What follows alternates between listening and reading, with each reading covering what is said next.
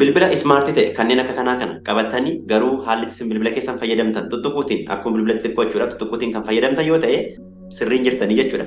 Mee daqiiqaa tokko naa kennaatii akkattan ani bilbila kiyya fayyadamu sin agarsiisa. Kana jechuun tuttuqqii malee sagalee kiyya qofaan akkattan bilbila kiyya fayyadamu sin agarsiisa jechuudha.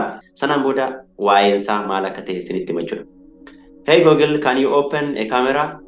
Kaameraan abante jechuudha. All right, get ready. Kun argitanii haala kanaan kaameraa kiyya bansiifachuu nan danda'eera jechuudha. Amma immoo hey Google, can you open a flashlight? Ilaalame flashlightiin abante ibsaa. Sure, turning flashlight on. Argitan miti? Mee flashlightii makana immoo akkanaa cuftuun godha. Hey Google, please close this flashlight. Sure, turning flashlight off.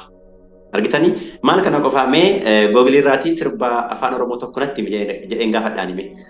Hey Google, can you open Guutuu Abarraa New Oromo Music? Here's Guutuu Abarraa, Anatu, New Ethiopia Oromo Music 2023 on YouTube. Anatu sisosobaaye, Anatu sisosobaaye. Maal kana qofaa namni tokko amma guyyaan har'aa narraa badee guyyaan har'aa meeqaa guyyaan har'aa maali jedhee yeroo rakkatu jira mee guyyaan har'aa gaafadhame. Hey Google, can you tell me day of today? Sure, today is Monday, September 11th. Hey Google, can you tell me definition of computer? Sure, according to Wikipedia, a computer is a machine that can be programmed to carry out sequences of arithmetic or logical operations automatically.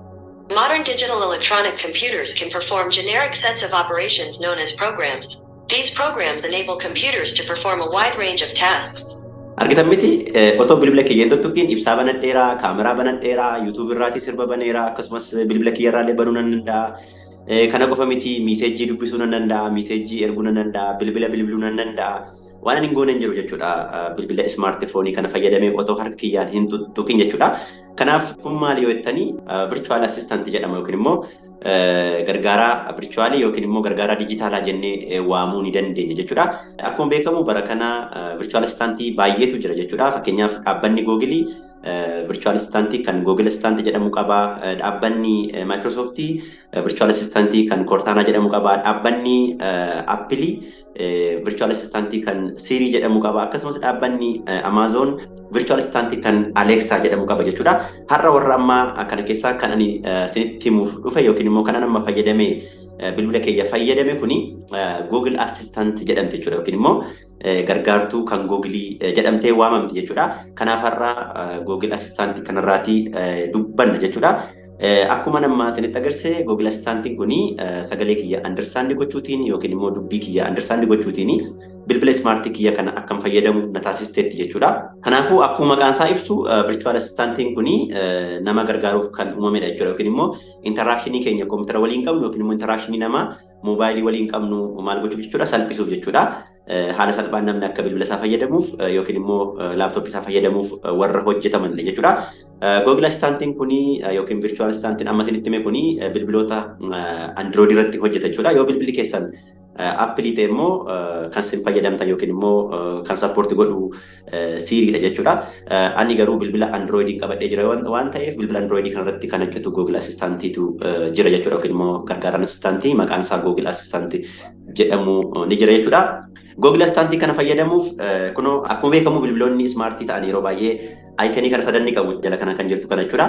Kunoo isheen kun hin jirti isheen kun baak duubatti deebisuuf kan nu gargaarudha jechuudha. Waa bantanii waan sana duubatti deebisuuf sin gargaarta jechuudha isheen kun baakiidha.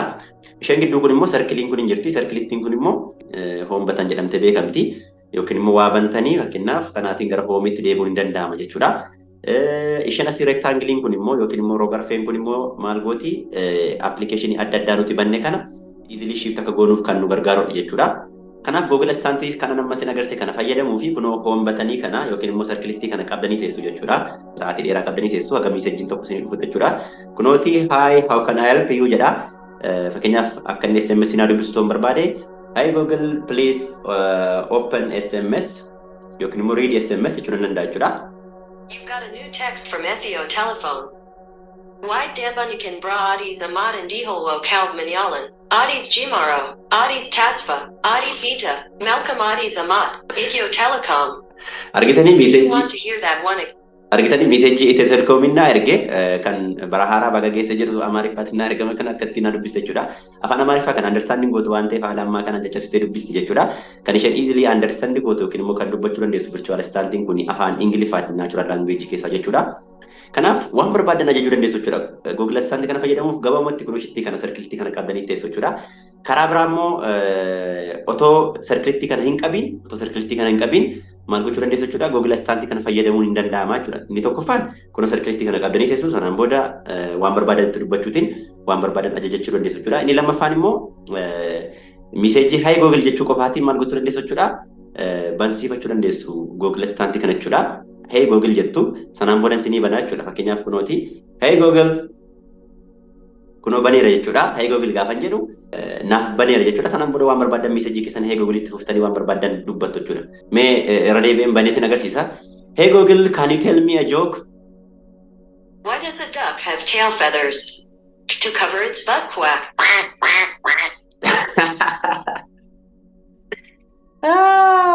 Kun haala kanaan jookiin itti himannaan itti jechuudha. Kanaafuu inni jalqaba malli inni jalqaba ishee kana qabdanii taa'uutiin jechuudha kan isin bansiifachuu dandeessanii yookiin immoo eegalsiifachuu dandeessanii. Inni lammaffaa immoo Hey Google jettu jechuudha. Hi Google jettan hin ta'u. Hey Google jechuu qabdu jechuudha. Fakkeenyaaf Hi Google otoo hin jedhee naan banuu jechuudha.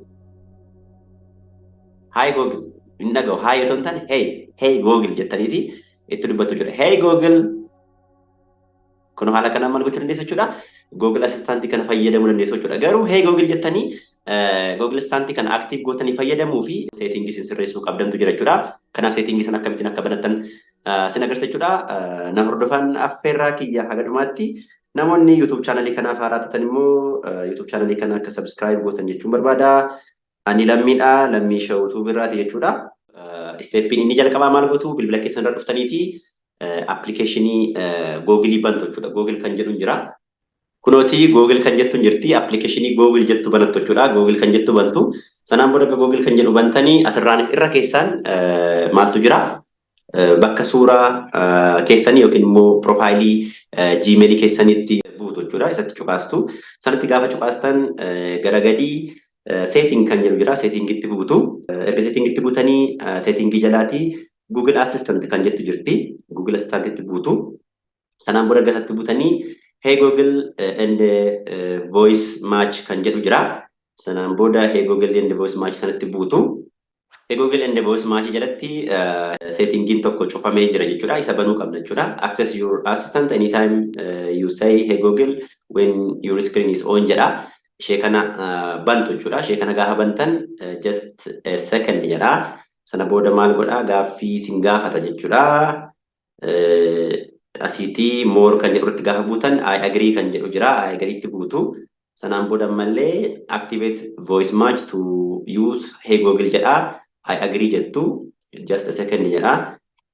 Hey Google is ready jedha. Sanaan booda next jettu. Irratti next jettu.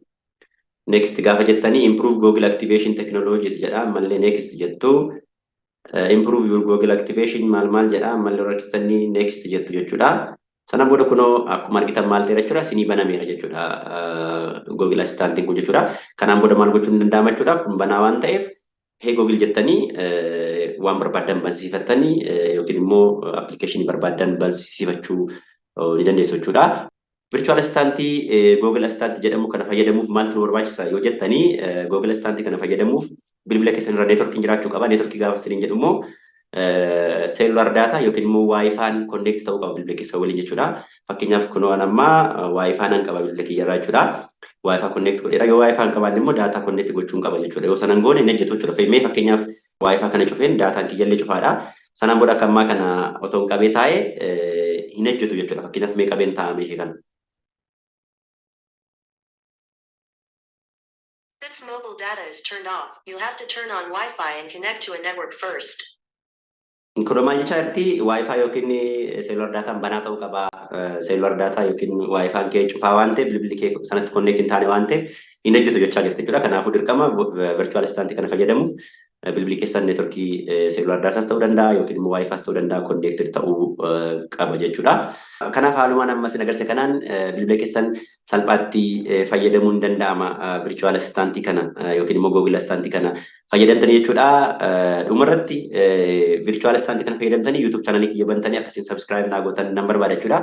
Maal jettu hey Google please open let me show to from YouTube jettanii YouTube channel kana subscribe akka naa gootan affeerra kiyya jechuudha. Maal jennaan barnoota babbareedaa akkana kana YouTube channel lammii show birraati ni argattu waan ta'eef jechuudha. Virtual assistant kana yookiin immoo Google Assistant kuni akkamittiin akka inni hojjetu barreeffamaan yoo barbaadan immoo websaayitii orotif.com jettanii seentanii achi jalaatii guutummaa barreeffamaa dubbistanii virtual assistant Google Assistant jedhamu kana fayyadamuu ni dandeessu jechuudha. Waan dhaggeeffataniif guddaa galatoomaa. Horaa bulaa deebanaa yeroo gaarii qabaadhaa.